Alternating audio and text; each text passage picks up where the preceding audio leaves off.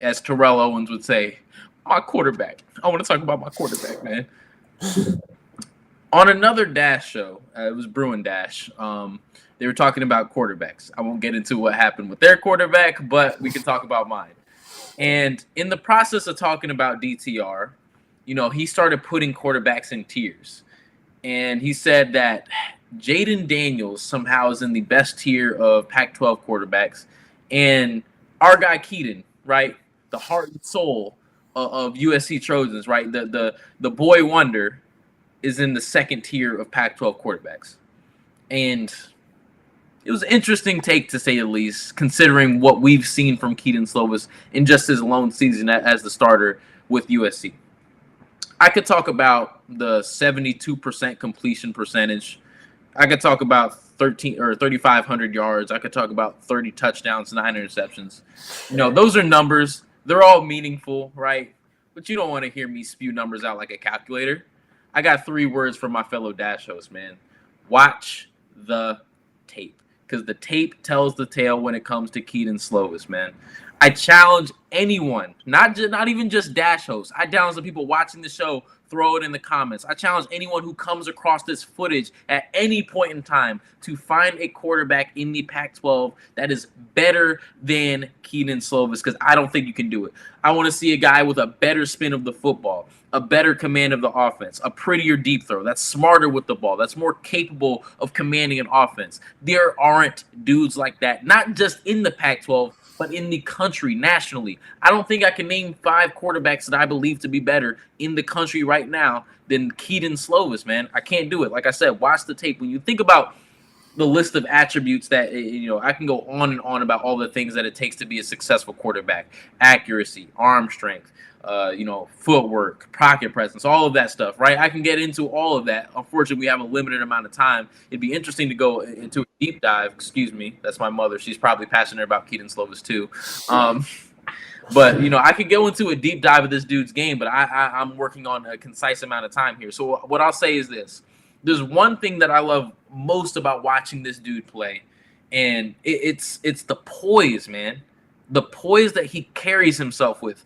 There's things that separate quarterbacks, right?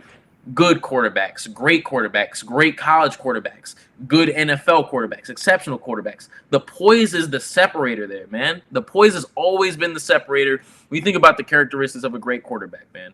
Poise when he's under pressure. Poise when he's in the pocket. Poise when he's under duress. Poise when he's in a high-pressure situation. Poise when a microphone is stuck in his face. Poise when there's cameras on him. Poise when he's on the biggest stage. The dude always carries himself with poise. And this is a guy that we're talking about was a 3-star and had no business being in the position that he's currently in, where we're looking at him as one of the best quarterbacks in the entire nation. And yet he carries himself with about as much poise as I've ever seen from a quarterback at his age, man. It's remarkable.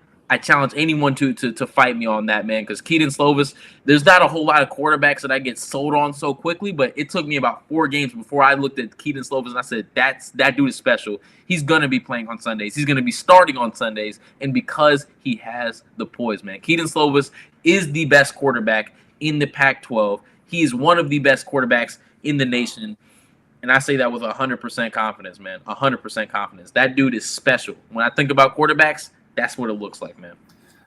We're not going to convince them that Kedon Slovis is better than Jaden Daniels, because that's something they believe. They can hold their hats on that, whatever. But to say that Kedon is in a different tier, like that they're not even on the same level, that Jaden Daniels is tier 1 and Kedon Slovis is tier 2. My question is, who's tier 3 and 4? Like, you're putting one guy in each of the first 2 tiers. Like, that's not how tiers work. Kedon Slovis and Jaden Daniels, if they are close, if Kedon Slovis is not miles better than him, they are certainly pretty equal and equal enough to be on the same tier. So, yeah, pretty bad take. And let this isn't me trying to be or make an indictment on Jaden Daniels' talent. No, he's a darn good quarterback, oh, yeah. Right?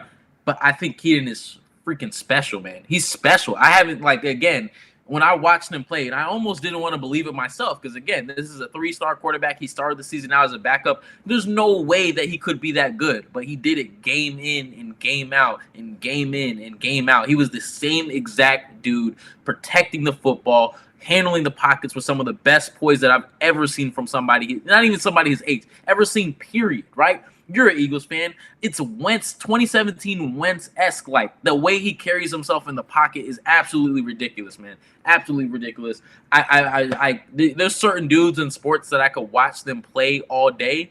Ja Morant, James Harden, Kedon Slovis makes that list for me. He's the only college football player that does, man. I got to wrap it up, though. My producer's telling me, wait, we got it.